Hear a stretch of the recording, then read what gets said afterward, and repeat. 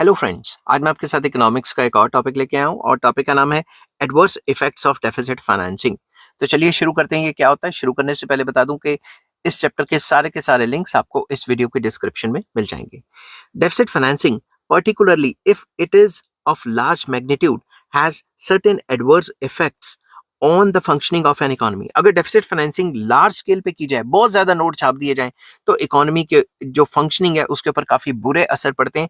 क्या क्या असर पड़ते हैं वो मैंने पॉइंट वाइज डिस्कस किए।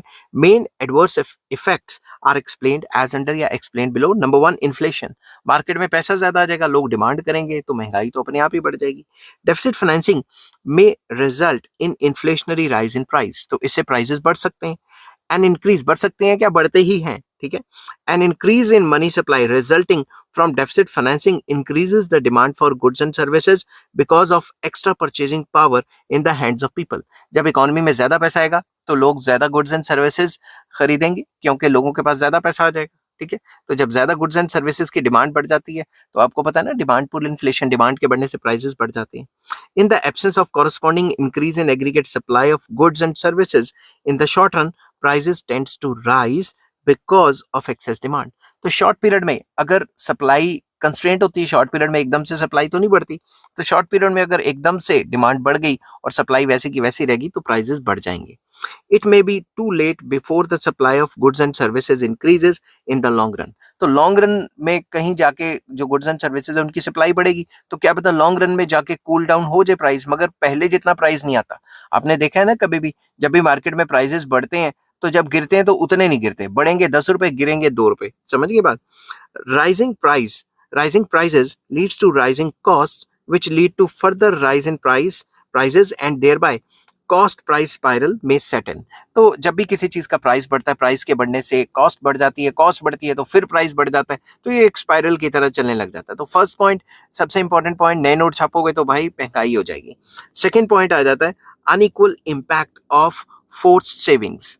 तो basically unequal impact of forced savings में क्या आएगा, the impact of forced savings may fall more on fixed income earners rather than on higher income groups। अब मान लो आपकी फिक्स इनकम है, तो सरकार ने नए नोट छापे, प्राइसेस बढ़ गए तो अब आप उतने गुड्स एंड सर्विसेज नहीं खरीद पाओगे क्योंकि वो तो महंगे हो गए। तो आप क्या करोगे, आप पैसे, जेब के पैसे जेब में ही रख लोगे, तो आपके ऊपर तो फोर्स सेविंग होगी, ठीक है। मगर दूसरी तरफ जो बहुत ज्यादा अमीर लोग हैं उनको इतना प्राइस राइज का फर्क ही नहीं पड़ेगा, तो उनके ऊपर वो असर नहीं पड़ेगा जो आपके ऊपर पड़ा है।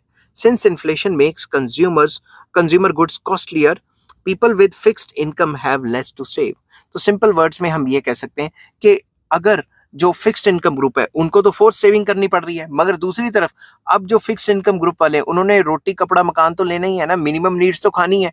तो ये जो मिनिमम नीड्स की बात अगर हम करें तो उस सिचुएशन में उनकी सेविंग सारी की सारी खत्म हो जाएगी। अगर हम दूसरे गुड्स की बात करें तो फोर्स सेविंग्स हो जाएगी एक टाइप की, मगर अगर हम ये बात करें कि मिनिमम नीड्स तो पूरी करनी है, नेसेसिटीज तो लेनी है, तो जो गरीब बंदा है वो और ज्यादा गरीब होता रहेगा और जो अमीर बंदा है वो और अमीर होता रहेगा जब भी ऐसी सिचुएशन आएगी, ठीक है।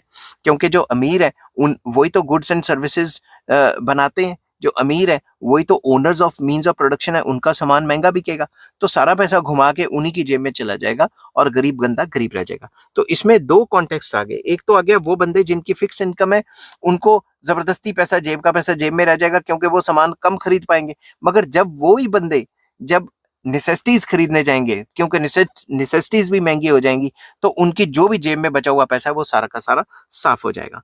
नेक्स्ट पॉइंट आ जाता है अनइक्वल डिस्ट्रीब्यूशन ऑफ इनकम। तो इसमें वही बात, अमीर अमीर हो जाता है, गरीब और गरीब हो जाता है। Inflationary rise in prices has undesirable effects on the distribution of income in the country. इसके जो डिस्ट्रीब्यूशन इफेक्ट्स हैं वो काफी नेगेटिव रहते हैं। कैसे, profits tends to rise inflation. जो मान लो महंगाई होगी तो महंगा सामान किसका बिकेगा, प्रोड्यूसर्स का ही बिकेगा। तो जैसे से आप बीइंग प्रोड्यूसर अपने प्रॉफिट को बढ़ाओगे तो वैसे ही आपको मार्केट में प्राइसेस बढ़ाने पड़ेंगे। While the purchasing power of the fixed income group is reduced on account of rise in prices. तो जैसे जैसे प्राइसेस बढ़ते हैं, जो प्रोड्यूसर्स हैं उनके तो प्रॉफिट बढ़ रहे हैं, मगर जो फिक्स्ड इनकम वाले लोग हैं उनके पास पैसा कम से कम रह जाएगा, उनकी परचेजिंग पावर जो है वो गिर जाएगी। Therefore deficit financing tends to redistribute income and wealth in favor of the profiteering class, that is producers businessman and traders, और जो गरीब लोग हैं वो और ज्यादा गरीब हो जाते हैं। तो डेफिसिट फाइनेंसिंग से redistribution of income and wealth हो जाती है। समझ गए बात? Hence inequalities in the distribution of income and wealth are widened as a result of deficit financing। तो inequalities और ज्यादा हो जाती हैं जब जब deficit financing होती है। ठीक है, नेक्स्ट आ जाता है change in the pattern of investment. Investment के पैटर्न में काफी चेंजेस आ जाते हैं। ठीक है, कैसे? डेफिसिट फाइनेंसिंग में lead to distortion of investment. Investment जो है डिस्टॉर्ट हो जाती है। कैसे हो जाती है? इट में encourage those types of investments which are not desirable for a developing economy, like hoarding and speculation because of inflationary rise in the prices.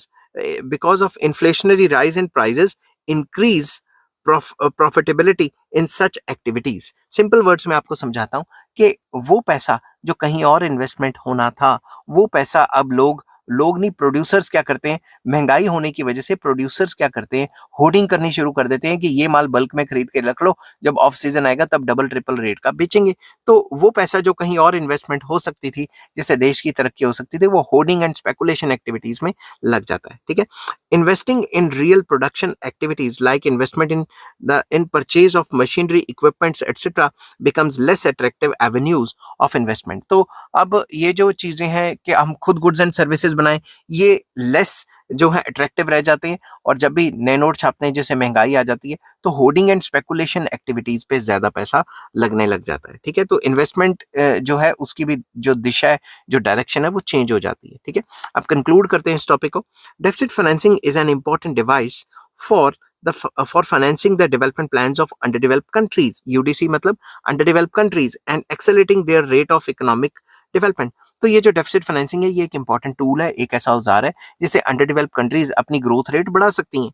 But if deficit financing is not kept within the limits, it may give rise to serious adverse effects in the form of inflationary rise in prices, distorted investment and unequal and unjust distribution of income. और अगर deficit financing को with in the limits नहीं रखा गया, तो काफी ज्यादा problems हो सकती हैं, इनइक्वालिटीज बढ़ सकती हैं, प्राइसेस बढ़ सकते हैं, और जो इन्वेस्टमेंट्स हैं वो डिस्टॉर्ट कर सकती हैं। ठीक है, therefore it is essential that deficit financing is kept within the limits and its impact on prices and costs are softened through various controls। तो ये काफी इंपॉर्टेंट हो जाता है कि हम डेफिसिट फाइनेंसिंग को लिमिट्स में रखें, ताकि इसका प्राइस और कॉस्ट के ऊपर उतना ज्यादा असर ना पड़े।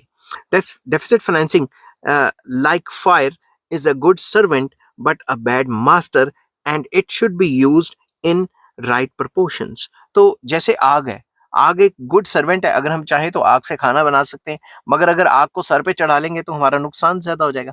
तो it is a deficit financing is a good servant but it is a bad master, therefore it should be kept within the limits. इसको लिमिट्स में ही रखना चाहिए।